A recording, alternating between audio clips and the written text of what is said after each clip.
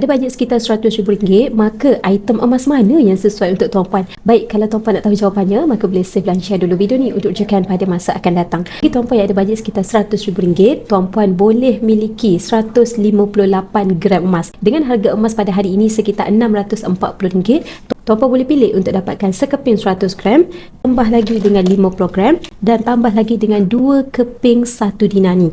Jumlah dia adalah sekitar 158 gram emas. Apa emas? Kenapa tak biarkan sahaja keuntungan kita dekat dalam akaun bank? Tuan-puan, ada beza. Emas adalah simpanan untuk jangka masa panjang. Bagi tuan-puan yang nak maksimumkan keuntungan, emas adalah pilihan yang lebih baik. Kenapa saya sarankan untuk tukar kepada aset emas fizikal? Sebab tuan-puan tahu tak, secara purata emas ni naik 10% untuk tempoh 1 tahun. Pada tahun lepas, Januari 2025, harga emas untuk 1 gram adalah sekitar RM409. Hari ini, untuk 1 gram, harga emas yang paling tertinggi mencecah RM640. Tak mustahil pada akhir tahun 2026, harga emas untuk 1 gram mampu mencecah sehingga RM750.